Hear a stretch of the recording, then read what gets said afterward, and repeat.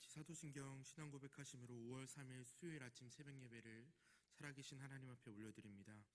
나는 전능하신 아버지 하나님 천지의 창조주를 믿습니다. 나는 그의 유일하신 아들 우리 주 예수 그리스도를 믿습니다. 그는 성령으로 잉태되어 동정녀 마리아에게서 나시고 본디오 빌라도에게 고난을 받아 십자가에 못 박혀 죽으시고 장사된 지 사흘 만에 죽은 자 가운데서 다시 살아나셨으며 하늘에 오르시어 전능하신 아버지 하나님 우편에 앉아 계시다가 거기로부터 살아있는 자와 죽은 자를 심판하러 오십니다. 나는 성령을 믿으며 거룩한 공교회와 성도의 교제와 죄를 용서받는 것과 몸의 부활과 영생을 믿습니다. 아멘. 찬송가 383장 함께 찬양하도록 하겠습니다.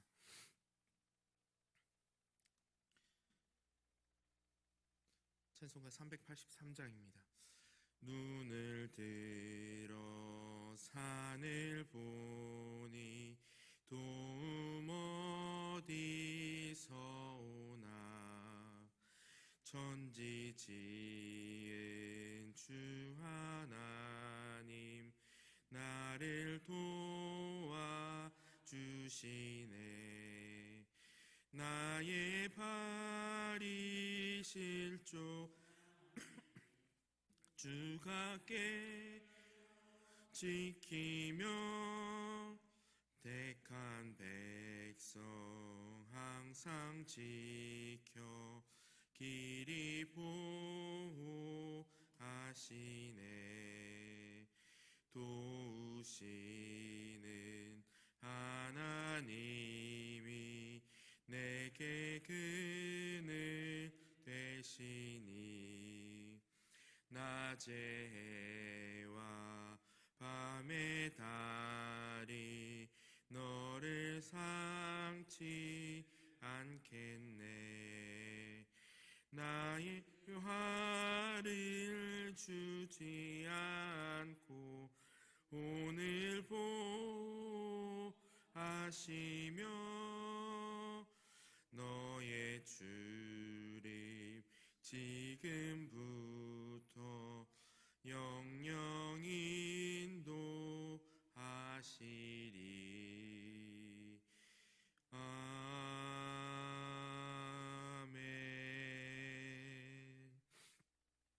오늘 우리에게 주시는 하나님의 말씀은 로마서 6장의 말씀입니다. 로마서 6장 1절로 23절까지 마지막 절까지의 말씀 함께 봉독하도록 하겠습니다.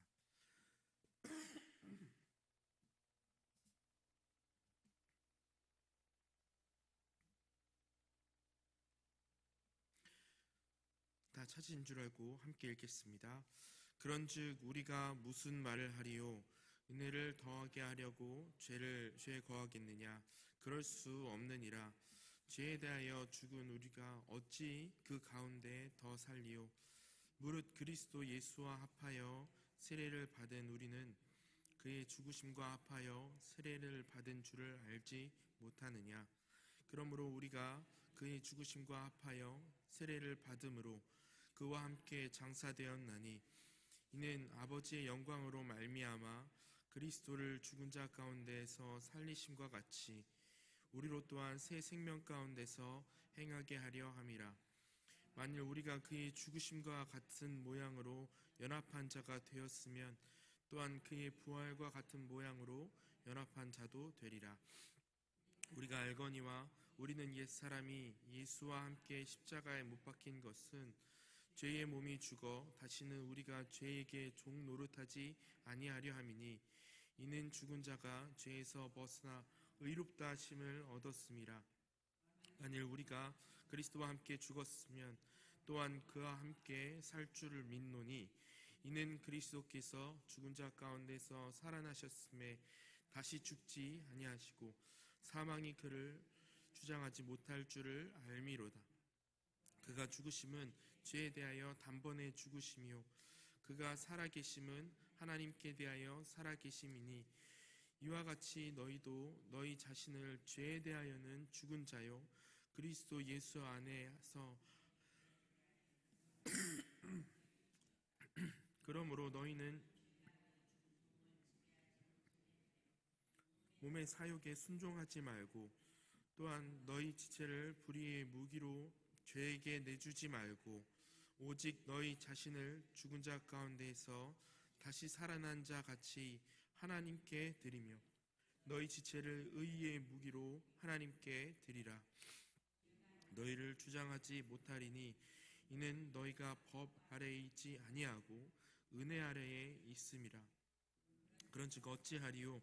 우리가 법 아래에 있지 아니하고 은혜 아래에 있으니 죄를 지으리요? 그럴 수 없느니라. 너희 자신을 종으로 내어줘 순종하든지 그 순종함을 받는 죄는 줄 너희가 알지 못하느냐? 혹은 죄의 종으로 사망에 이르고 혹은 순종으로 유에 이르느니라. 하나님께 감사하리로다. 너희가 본래 죄의 종이더니 너희에게 전하여 준 바 교훈의 본을 마음으로 순종하여 죄로부터 해방되어 의에게 종이 되었느니라. 너희 육신이 연약함으로 내가 사람의 예대로 말하노니 전에 너희가 너희 지체를 부정과 불법에 불법에 이른 것 같이 이제는 너희 지체 의의 종으로 내어주어 거룩함에 이르라. 너희가 죄의 종이 되었을 때에는 의에 대하여 자유로웠느니라. 너희가 그때에 무슨 열매를 얻었느냐? 이젠 너희가 그 일을 부끄러워하나니 이는 그 마지막이 사망임이라. 그러나 이제는 너희가 죄로부터 해방되고 하나님께 종이 되어 거룩함에 이르는 열매를 맺었으니 그 마지막은 영생임이라. 죄의 삭은 사망이요 하나님의 은사는 그리스도 예수 우리 주 안에 있는 영생이니라. 아멘. 오늘은 죄를 짓지만 죄 안에 살지 않는다라는 제목을 가지고 하나님 말씀 증거하겠습니다. 우리가 어제까지 지켜보았던 로마서 1장부터 5장까지는 칭의에 대한 교리를 이제 사도 바울이 증거를 하고 있습니다. 그래서 우리가 어제 어떤 이야기를 나눴었냐면 죄에 많이 거해도 그것보다 더 넘치는 은혜, 그 많은 죄 가운데서도 그것을 이기게 하시는 그 십자가의 은혜를 우리가 읽었었습니다. 그래서 예수 그리스도께서 베푸시는 은혜가 아담의 그 원죄보다 크다, 그런 이야기를 나눴습니다. 6장부터는 그래서 칭의, 우리가 믿음으로 의롭다 된 사람이 어떻게 살아갈 것인가, 그러니까 6장부터는 칭의에 대한 문제를 이제 건너서 성화, 어떻게 살아갈 것인가, 그리스도인으로서의 어떤 삶을 추구하며 살아갈 것인가, 그런 이야기를 다루고 있습니다. 제가 청소년 사역을 하다 보니까 예전에도 그런 사람들 있잖아요. 괜히 삐딱하게 나오는 학생들, 괜히 이렇게 맞는 건 알겠는데 그럼 이렇게 하면 어떻게 할 건데, 이렇게 삐딱하게 나오는 사람들이 있지 않습니까? 바울 이때 당시에도 그런 사람들이 있던 것 같아요. 바울한테 이렇게 묻는 거죠. 선생님, 죄를 많이 지으니까 은혜도 많이 주신다고 그렇게 얘기하셨는데 그럼 결론이 나왔네요. 제가 죄를 더 짓겠습니다. 이렇게 이야기를 하는 거죠. 그러니까 한 대 어떻게 쥐어받고 싶은 그런 애들이 있지 않습니까? 그런데 사실 나도 해보고 싶었던 어떤 그런 질문, 그것을 이제 바울이 오늘 설명을 하고 있는 겁니다. 그 형벌, 죄의 형벌을 다 주님이 가져가셨대요. 죄가 클수록 은혜도 더한대요. 더 커진답니다. 그러면 우리도 그런 마음이 들잖아요. 죄를 더 많이 지으면 은혜도 더 많이 받을 수 있겠다. 예수 그리스도를 믿은 후에 내 삶에 남아있는 죄, 우리가 예수님을 믿고 믿음으로 의롭다라고 우리가 선포되어지고 그렇게 변화됐다라고 이야기를 하지만 사실상 우리가 우리의 삶을 열어놓고 이야기할 때 아직까지 우리 삶에 남아있는 죄의 문제들이 있지 않습니까? 그 신자의 성화, 어떻게 그 남아있는 죄에 대한 이야기를 우리가 해석하고 풀어갈 것인가, 오늘 저와 여러분들 그리고 어제 하루를 우리가 살펴봐도 우리가 예수님을 믿고 살았습니다. 한 주간 그리고 하루간. 그렇지만 여전히 내 삶에는 예수님을 믿고 살았음에도 불구하고 남아있는 죄의 문제들, 그것을 어떻게 우리가 해석할 것인가, 그것을 좀 살피는 시간을 갖도록 하겠습니다. 세 가지로 나눠서 살피려고 하는데 첫 번째로 살필 것은요, 죄의 지배입니다. 지금까지 바울은 분명히 예수 그리스도 안에 있으면 죄와 사망에서 벗어나게 된다. 더 많이 범죄하였음에도 그것을 완전히 엎어버리는 그리스도의 은혜가 있다. 그것이 우리의 삶을 지배하고 있다. 그 은혜의 방대함을 설명해 왔습니다. 그런데 누가 손을 들고 질문을 동일하게 하는 거예요. 선생님, 제가 진짜 삐딱하게 얘기하려는 건 아니고 한번 이런 문제는 어떻게 생각하십니까? 죄가 많은 곳에 은혜가 많다면 죄를 안 지으면 오히려 이상한 거 아닙니까? 은혜에 더하기 위해서, 은혜를 더 받기 위해서 죄를 더 많이 지어야 되는 거 아닙니까? 그거를 좀 설명해 주십시오. 그 이야기가 이제 6장의 시작이라는 겁니다. 우리 1절 2절 말씀을 한번 같이 읽겠습니다. 시작. 그런즉 우리가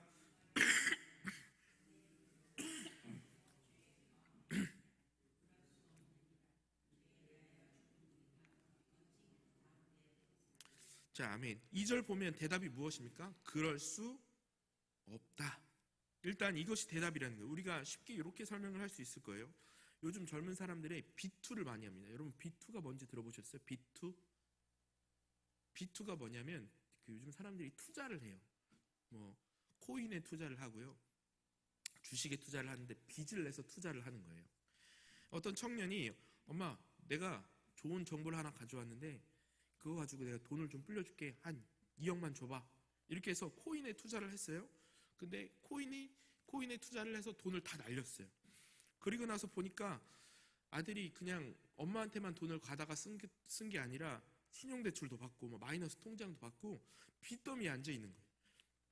근데 그때 마침 죄가 더한 곳에 은혜가 커야 된다. 엄마한테 그런 말씀을, 엄마가 그 말씀을 듣고 온 거예요.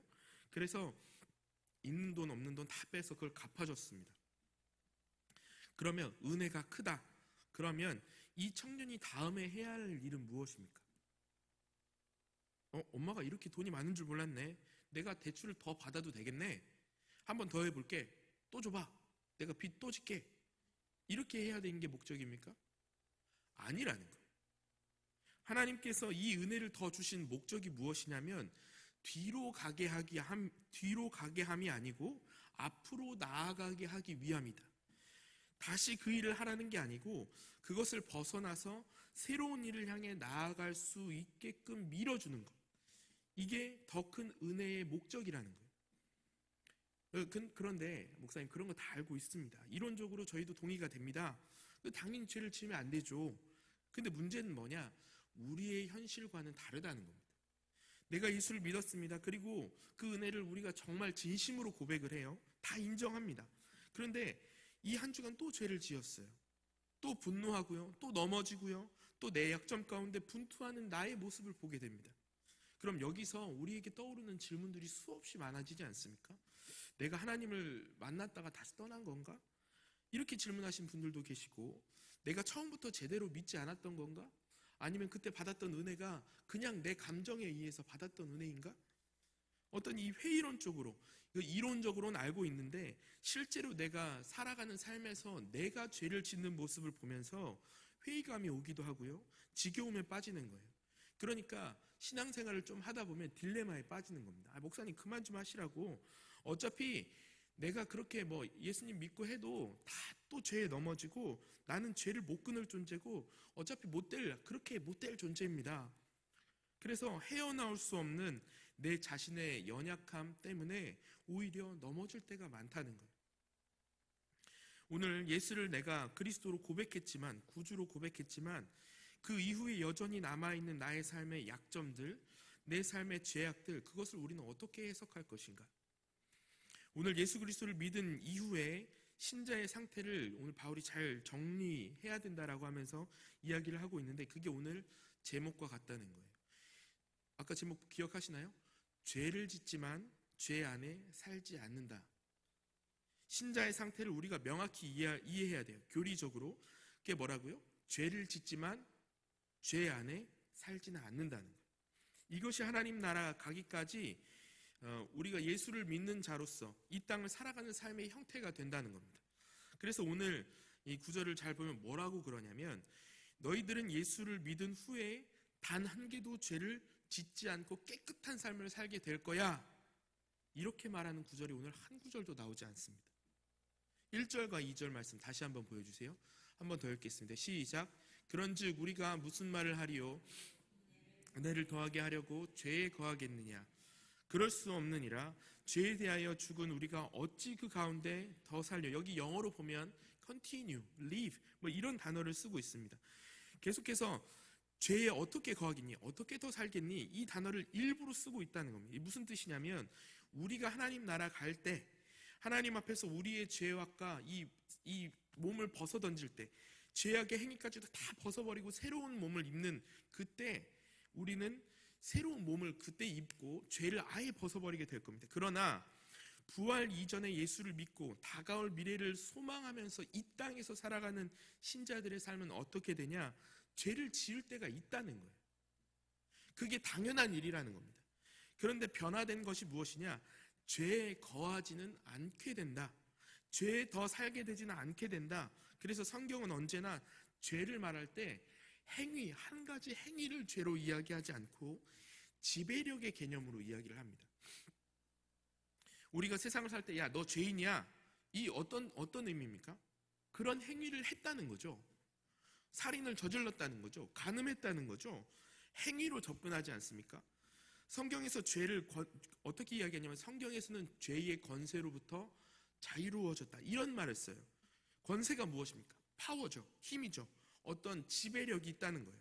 그러니까 예수 그리스도를 믿고 나면 우리가 얻게 되는 큰 변화 중에 하나가 무엇이냐면 사망의 권세를 깨뜨렸다. 죄의 권세를 깨뜨렸다. 죄가 우리를 지배하고 있었는데 그 지배로부터 영원히 벗어나게 됐다는 거예요. 이것이 신자가 경험하게 되는, 예수님을 믿는 사람이 경험하게 되는 중요한 특징이라는 겁니다. 그래서 토마스 슈라이너라는 그 로마서 주석을 쓰신 분이 이렇게 설명을 했습니다. 같이 한번 읽어볼까요? 시작. 부활이 여전히 목전에 있기 때문에 신자들은 모든 면에서 현재의 약한 시대로부터 해방된 것이 아니다. 마찬가지로 신자는 이 시대에는 죄로부터 완전한 구원을 경험하지 못할 것이다. 산산조각난 것은 죄의 존재가 아니라 신자에 대한 죄의 지배력이다. 실제적으로 우리의 삶은 지배력에 따라 움직이게 되어 있다라는 것입니다. 예를 들어서 어떤 회사에 팀장님이 마침 휴가를 갔어요. 근데 팀장 밑에 차장, 대리, 주임 이렇게 내려가잖아요. 근데 이 팀장이 휴가를 갔는데 내가 만약에 차장이라고 생각해 보십시오. 그러면 그 밑에 제일 높은 사람은 차장이잖아요. 그러면 내가 대장이에요. 팀장이 없는 곳에는 차장이 대장이잖아요. 선임이니까. 그래서 오늘 이제 팀장도 없는데 내가 못다한 지금까지 이 회사의 스트레스를 풀어보려고 야, 팀장 휴가라며? 그러면서 팀장 자리에 앉아서 이 차장이 책상에 발을 탁 올려놓고 다리를 딱 꼬아하면서 누워있는 거예요. 그랬더니 이 과장, 대리 이런 사람들이 차장님 왜 그러세요? 그러지 마세요. 팀장님 오셔요. 곧 오셔요. 이렇게 이야기를 하는 거예요. 여러분 한번 생각해 보십시오. 이 상황에서 실제적으로 지배력을 행사하고 있는 사람이 누굽니까? 팀장이죠. 차장이 아니라. 차장이 너 거기서 내 일 좀 대신해 이렇게 얘기했더니 과장이 그만 좀 하십시오. 그만 좀 괴롭히세요. 나 지금 바빠요. 이런 얘기를 하는 거예요. 차장의 말이 안 먹혀요. 팀장의 자리가 없는데 차장의 말이 안 먹히는 거예요. 왜 그렇습니까? 실제적으로 지배력을 행사하고 있는 사람은 여전히 누구예요? 팀장이라는 거예요. 차장이 행위를 그렇게 하고 있지만 여전히 팀장이라는 겁니다. 그런데 이 팀장이 휴가 간 줄 알았더니 이상한 소문이 돌기 시작합니다. 어떤 소문이냐면 팀장이 잘렸다 이런 얘기가 돌기 시작하는 거예요. 그러면 어떻게 그 다음 팀장이 될 사람이 누굽니까? 그 차장이잖아요. 그 다음에 팀장을 뽑아야 되는데 그 차장이 팀장이 될 거다라는 그런 소문이 막 들려요. 그러면 이제 어떻게 바뀌죠? 과장과 대리들이? 그렇죠. 그 사람 말을 듣는 거예요. 왜? 지배력이 바뀌는 겁니다. 좀 어떻게 잘 좀 해달라고 이 파리처럼 이렇게 손을 막 비비는 거죠. 뭐가 바뀐 겁니까? 지배력이 바뀐 겁니다. 지배력이 바뀐 거예요. 실제적인 행동이 중요한 게 아닙니다. 전체적인 흐름이 무엇에 좌지우지 되냐면 지배력에 달려 있다는 겁니다. 오늘 신자들의 변화가 뭐라고 이야기를 하냐고 하면요, 이 지배력이라는 거예요. 아니 목사님, 내가 예수를 믿었는데도 또 죄를 짓던데요. 이게 뭐가 바뀐 겁니까? 똑같잖아요. 전혀 변화가 없는 것 같은데요. 그런데 여기 안에서 우리가 확인해야 될 게 뭐냐면 영적인 지배력, 영적인 상태의 지배력이 무엇이냐? 예전에는 내가 죄에서 벗어날 수 없었어요. 죄가 내 감정과 내 생각을 이용해서 하나님을 떠나게끔, 하나님을 떠나 죄를 짓게끔 그렇게 나를 휘두르고 다녔습니다. 그런데 이제 완전히 달라진 게 무엇이에요? 죄의 지배력을 완전히 없애셨다. 그런데도 내가 죄를 질 수 있습니까? 없습니까? 있다는 거예요. 그럴 수 있다는 거예요. 그런데 내가 연약하고 넘어지면서 조금씩 죄를 짓는 것과 죄와 군투하면서 싸워 나가는 것과 죄의 지배를 당하는 건 아주 다른 이야기라는 거예요.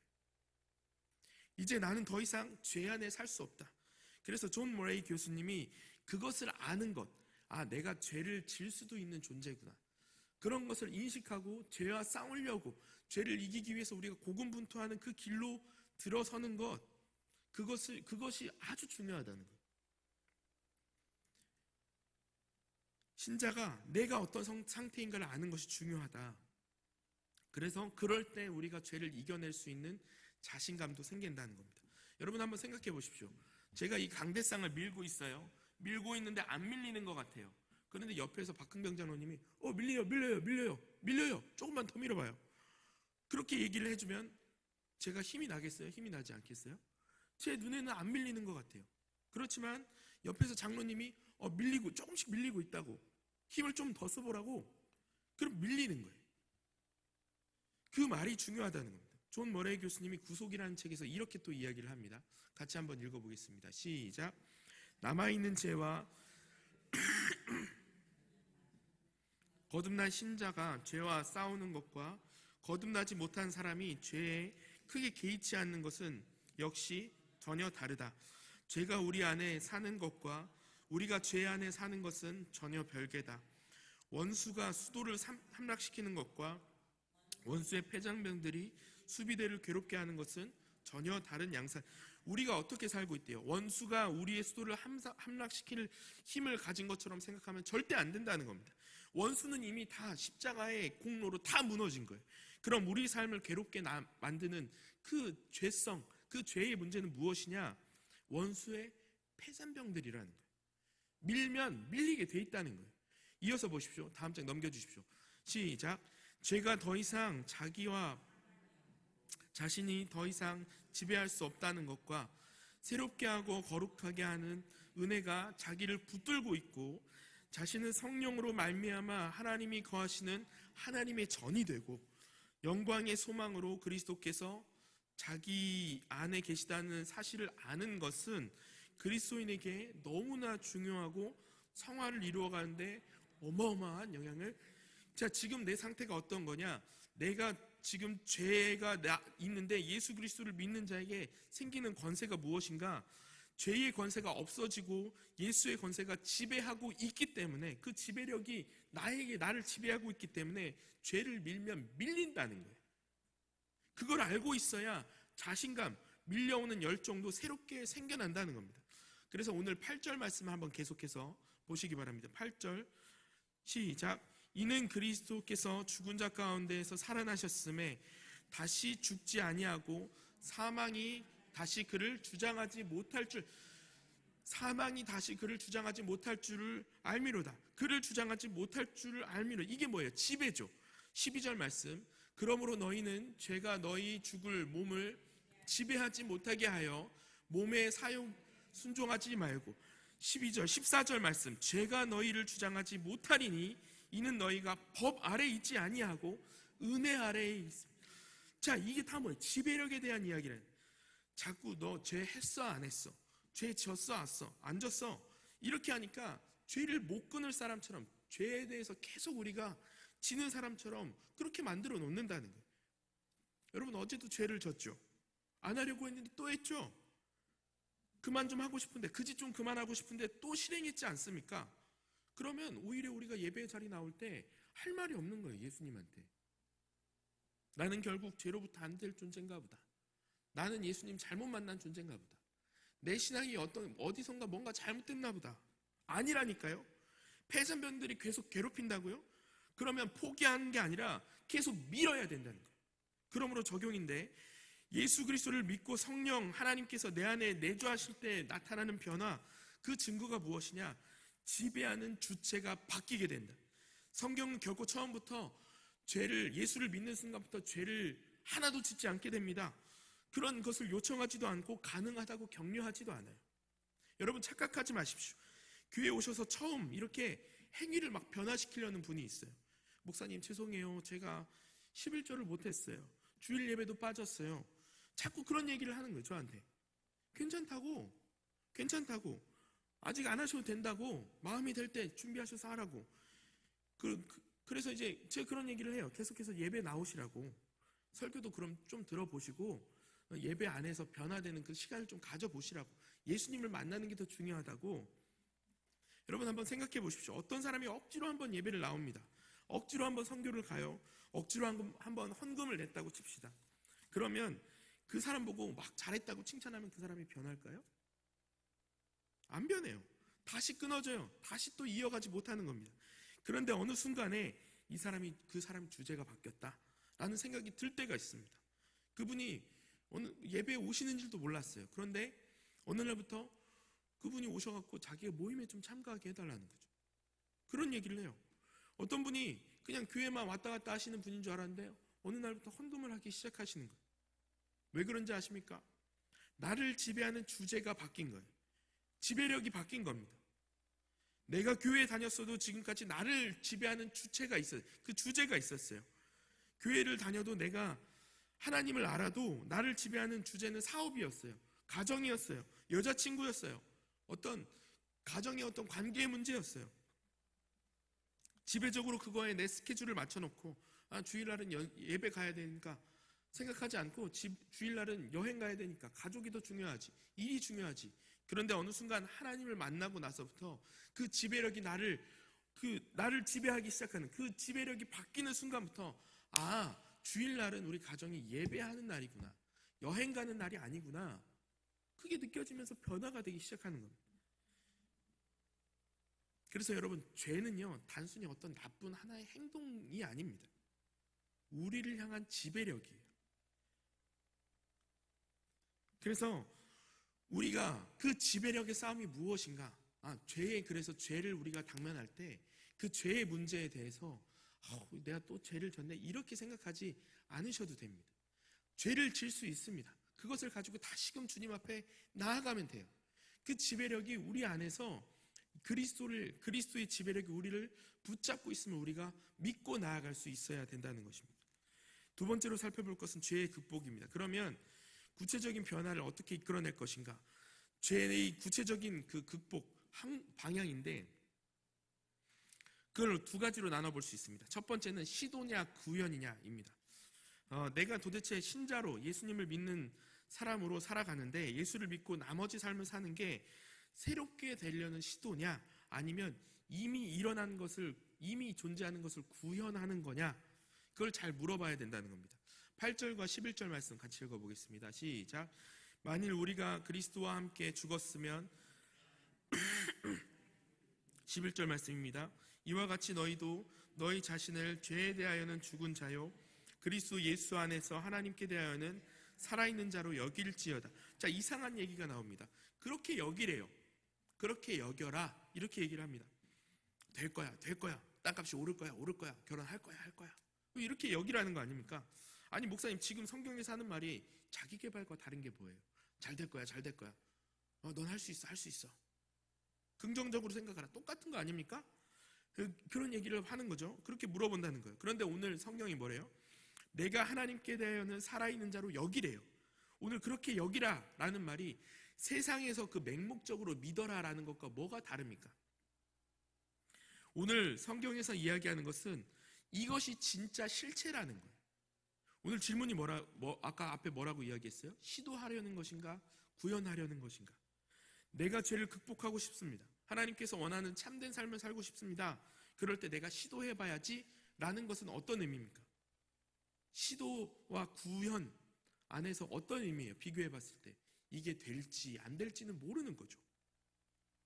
어떤 모습이 펼쳐질지 아직 안 만들어졌다는 거예요. 내가 그걸 해보긴 하는데 실패할 수도 있고 될 수도 있고 실패할 수도 있다, 그런 얘기잖아요. 그런데 구현이라는 건 무엇입니까? 이미 구현한다. 제가 종이를 뽑아왔는데 종이 글씨를 뽑을 때 어떻게 뽑아요? 내가 한번 이거를 시도해봐야지 하고 뽑습니까? 아니죠. 이미 컴퓨터에 되어 있는 내용을 눌렀을 때 프린터로 구현해내는 거죠. 이미 있는 일을 현실로 나타내게끔만 하는 거예요. 이미 있는 거예요. 그게 하다는 거예요. 하나님께서 주시는 믿음의 변화가 무엇이냐면, 내가 좀 바꿔보고 싶다. 내가 변화되고 싶다. 그런데 왜 안 될까? 이게 아니라는 거예요. 시도라는 게 아니라는 겁니다. 이미 그리스도께서 완성해 놓으신 그 구현되어 있는 게 있다는 거예요. 그럼 그 안에서 할 때까지, 이게 완성될 때까지 하나님께서 구현해 보라는 거예요. 그 열정을 주실 때가 있어요. 그 열심히 시도하라는 거예요. 때론 죄에 넘어져도 그거 포기하지 말고 계속 밀라는 겁니다. 제가 애를 키우잖아요. 제 3명이나 키우는데요. 아이가 일어서길 원합니다. 아이가 걷기를 원해요. 그래서 아이가 막 걸으려고 하는데 엉덩방아를 찢습니다. 그러면 그걸 보면서 슬퍼하는 부모가 있습니까?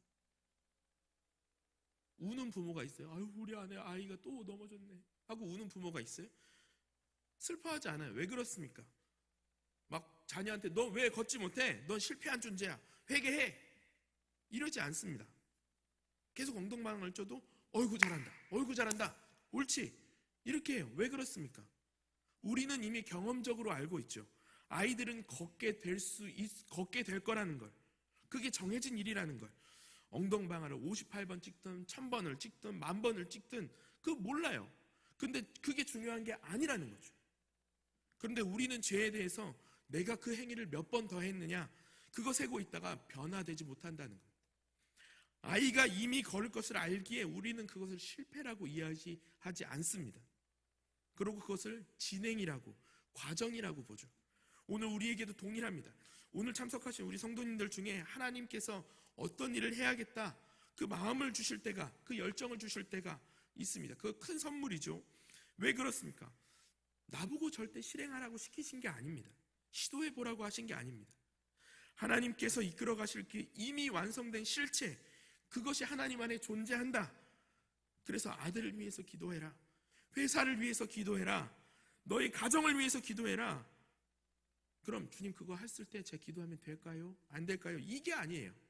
그 마음을 주신 자체가 이미 하나님 안에서 하나님께서 완성해 놓으신 그것을 우리를 통해 구현해 가시는 과정입니다. 그러니까 마음껏 엉덩방아를 찌우면 돼요. 죄를 칠 때가 있죠. 넘어질 때가 있죠. 그렇다고 해서 안 일어날 수 없잖아요. 오늘 예수님께서 우리에게 묻고 계신 겁니다. 변화되고 싶지? 변화되고 싶을 때 그거는 시도하는 거니 구현하는 거니? 네가 이루는 거야? 내가 이루는 거야? 그래서 하나님이 그 마음을 주실 때 어떤 모습인지 우리는 각자 다 다르기 때문에 모르지만 그것을 위해서 우리가 계속 밀리는 역사가 일어나게 된다는 것입니다. 하나님이 그런 마음을 주실 때 있어요. 오늘은 가정을 위해서 기도해라. 실패한 그 부분을 위해서 네가 엎드려라. 전도하라. 그 돈에 대해서 함부로 쓰지 말아라. 그 돈에서 이렇게 사용해라. 그럴 때 그게 잘 될까? 그게 아닙니다. 뭔지는 모르겠는데 주님이 그것을 통하여 나에게 주신 그 마음을 통하여 일하실 것을 믿습니다. 그것이 구현하는 삶, 이게 죄를 극복하는 강력한 힘이 된다는 것입니다. 두 번째, 도덕이냐 거룩이냐 이것을 물어봐야 된다는 겁니다. 우리가 죄를 벗어난다라고 생각할 때 쉽게 범하는 오류인데 성경적으로 우리가 접근하지 못하고 이것을 끊고 싶어요. 그런데 이 행동만 좀 고치면, 이 말만 좀 험하게 하지 않으면, 분노만 수그러뜨리면 내가 좀 좋은 죄를 벗어나는 그런 신자가 되겠다. 이것이 성경에서 말하고 있는 목표라고 우리는 생각을 해요. 이게 오해라는 겁니다. 절대 그렇지 않습니다. 오늘 불법에서 벗어나라 이렇게 말씀을 하시는데 깨끗해져라 라고 말씀하시지는 않으세요. 그래서 성경의 목표는 도덕이 아니고 거룩이 되어야 된다는 겁니다. 19절 말씀 제가 중간부터 갖고 왔는데 한번 보여주세요. 시작. 전에 너희가 너희 지체를 부정과 불법에 내어주어 불법에 이른 것 같이 이제는 너희 지체를 의에게 종으로 내어주어 거룩함에 이르. 자, 불법과 율법을 비교하고 있지 않습니다. 불법을 버리고 어디로 가래요? 거룩함, 거룩으로 가래요. 13절에 또 똑같이 그 평행 구절이 나옵니다. 이렇게 돼 있어요. 또한 너희 지체를 불의의 무기로 죄에게 내어주지 말고 오직 너희 자신을 죽은 자 가운데서 다시 살아난 자 같이 하나님께 드리면, 이렇게 돼 있어요. 그러니까 너희 지체를 의의 무기로 하나님께 드려라. 죄에게 내어주지 말고 하나님께 드려라. 죄에게 내주지 말고 깨끗해져라가 아니에요. 죄에게 내주지 말고 하나님께 드리라는 거예요. 이 성경에서 죄에 대한 개념을 잘 이해를 해야 되는데 제가 표를 하나 갖고 왔습니다. 성경 전체를 이야기할 때 이 도식을 잘 보이세요? 잘 안 보이세요? 제가 설명을 해드릴게요. 이 도식을 무조건 알고 계셔야 됩니다. 보면 이쪽에 부정이 있습니다. 부정하다. 성경이 부정하다. 부정하다에서 정결하게 되다. 부정해서 클린하게 되면 정결, 클린하다, 깨끗해지다라는 거예요. 근데 이 정결하다라는 것을 한 단계 더 나아갈 수 있는 게 뭐냐면 거룩해지다라는 거예요. 그걸 우리는 성결하게 된다는 거예요. 이 도식을 기억하고 있어야 돼요. 부정한 것이 있습니다. 그것을 쫙 씻었어요. 그러면 그 상태는 정결이라는 거예요. 정결. 정결하면 거룩하다라는 것과 우리가 착각을 한다는 겁니다. 정결과 거룩은 다릅니다. 표에 보면 부정했어요. 우리가 깨끗해졌습니다. 내가 썩을 걸 씻어냈어요. 그것은 성경은 정결합니다. 이렇게 표현을 한다는 거예요. 클린. 근데 클린, 깨끗하다는 건 홀리, 거룩하다는 것과는 다릅니다. 거룩은 어떤 개념이냐? 이 세상에 존재하는 개념이 아니에요. 인간이 구현해낼 수 있는 개념이 아닙니다. 하나님 나라에만 있는 거예요. 그래서 우리는 하나님께 드려진 것을 보고 구별된 것을 보고 거룩하다라고 이야기를 해요. 인간 스스로가 거룩해질 수 없습니다. 그러므로 거룩한 것은 어떤 개념이 포함된 겁니까? 도덕이 아니라 관계의 개념이에요. 하나님과의 관계. 야, 내가 드디어 이 죄를 끊어냈어. 내가 이제 도박을 더 안 해. 내가 담배를 더 안 피워. 술을 끊어냈어. 내가 통제력이 강해졌어. 이것을 우리가 자랑하고 있다면 그것은 거룩이에요? 정결이에요? 정결이라는 거예요. 내 힘으로 하는 거예요. 그럼 거룩한 삶이란 무엇입니까? 하나님께 드려라. 하나님께 드림받을 것. 내 거가 하나님 거인 거예요. 내가 인생을 열심히 살아요. 그런데 어느 순간 허무해집니다. 내가 돈을 벌거든요. 이전보다 많이. 근데 허무해요. 내가 뭐 하고 있는 건지 모르겠어요. 가정의 문제도 많고 자기 자녀도 멋대로 살고. 그럼 되게 허무하거든요. 예배 나오는데 들어보면 그런 마음이 드는 거예요. 주님께 내 삶을 드려야 되겠다. 우리의 가정을 드려야 되겠다. 내가 지금까지 추구했던 도덕적 추구, 성과, 윤리, 그런 걸 추구하고 살았거든요.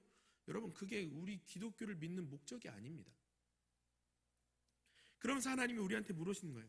너 왜 정결해지니? 거룩하게 되기 위해서. 하나님, 그럼 거룩함이 무엇인데요? 네 삶 전체가 하나님께 드려지길 원한다. 아들을 열심히 키워놨습니다. 이제 나중에 느껴지는 거예요. 아, 하나님이 키우셨고 하나님 거구나. 회사 가서 열심히 돈 버는 게 목적이었습니다. 그런데 이 돈이 하나님의 것이구나. 내 삶 전체가 하나님의 것이구나. 이게 죄의 극복이라는 거예요. 오늘 언제 극복됩니까? 주님을 만날 때 극복이 되는 거예요. 마지막 세 번째, 죄의 비용입니다. 목사님, 죄 짓고 산 사람도 잘 나가던데요. 그런 사람도 하나님이 잘 형통케 하시던데요. 그렇게 느껴질 때가 많이 있어요. 그런데 성경은 죄의 비용이 분명히 있다 이야기를 합니다. 오늘 우리가 읽은 마지막 절 말씀인데 같이 한번 읽겠습니다. 시작. 죄의 삭은 사망이요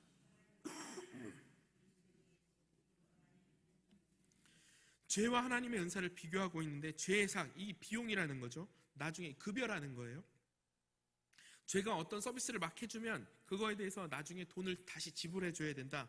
그래서 죄는요, 선불일까요? 후불일까요? 후불이에요. 죄의 값은 나중에 치는 거예요. 죄의 세계는 후불이에요. 여러분, 이 돈 안 내도 될 것 같죠? 내가 이렇게 안 살아도 아무 일도 안 생길 것 같죠? 내가 이렇게 살아도 하나님이 저주를 안 받을 것 같죠? 왜 그런지 아십니까? 후불이 있기 때문에 그래요. 정산하신다는 거예요. 근데 죄의 비용이 뭐라고요? 삭슨, 사망이라고요. 죄 지은 자는 죽는다. 분명히 서비스해 준 거 다 가져간다. 죄의 속성이 뭐라고요? 다 내줘요. 그리고 다 가져갑니다. 다 즐기게 해줍니다. 아무 염려 없는 것처럼 만들어줘요. 그리고 다 받아가요. 다 누렸으니까 다 내놔. 그게 사망이라는 거예요. 그런데 오늘 하나님의 은사, 이 은사가 뭡니까? 은사란 말은 선물이라는 말입니다. 선물이라는 말은 어떤 의미입니까? 선물을 줄 때 후불로 줍니까?